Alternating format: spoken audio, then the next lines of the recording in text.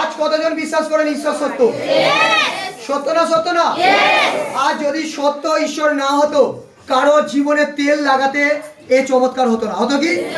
আজ কারো বিশ্বাস, কোনো মায়ের বিশ্বাস যে অ্যানোয়েন্টিং তেল যখন আমি লাগিয়েছি আমার অর্শ গায়েব হয়ে গেছে তাহার মেয়ে। হালেলুয়া।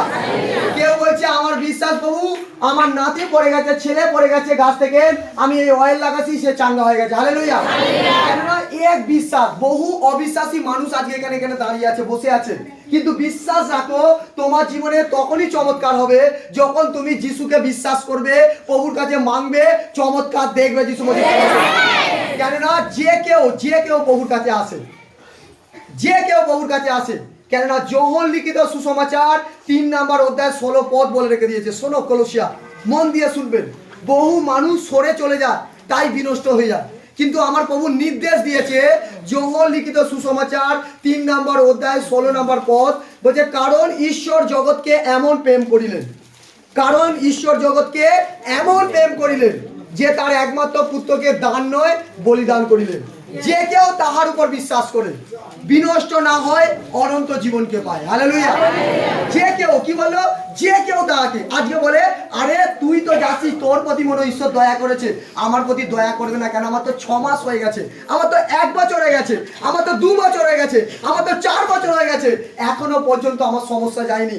বিশ্বাস রাখো, পরমেশ্বর পিতা বলছে, যদি ধার্মিকভাবে চলার জন্য মন তৈরি করো, যদি আজকে পবিত্রভাবে চলার জন্য মন তৈরি করো, যদি আজকে তোমার বিশ্বাসকে বাড়াও, পরমেশ্বর পিতা তোমার জীবনে আগামী দিন চমৎকার করবে।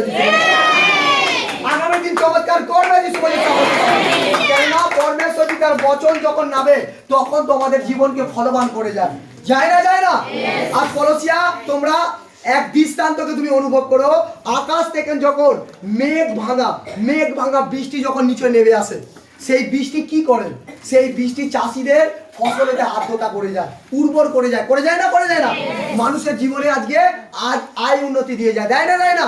কিন্তু পরমেশ্বর পিতা বলছে, বচনে যখন কালাম খুলবে, বচনকে যখন তুমি প্রেম করবে, বচনকে যখন তুমি আদর করবে, তোমার জীবনে চমৎকার আসবে, তোমার জীবনে ব্লেসিং আসবে।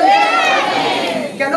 বচনই পরমেশ্বর। সেই জন্য আদি পুস্তকে তিনি বলে রেখে দিয়েছে যে আমি এই বচনের দ্বারায় সমস্ত কিছুকে সৃষ্টি করেছি।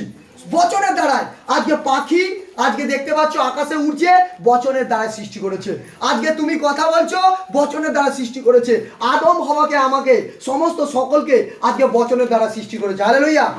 আজকে সৃষ্টি করেছে না? করেনি? সেই জন্য যোহন লিখিত সুসমাচার 1 নম্বর অধ্যায় 1 নম্বর পদে বলেছে, আদিতে বাক্য ছিল, বাক্য ঈশ্বরের কাছে ছিল, ঈশ্বর বাক্য, আর বাক্য ঈশ্বর। আজ মানুষ ঈশ্বরকে খুঁজতে পারে না। ঈশ্বর কোথায়?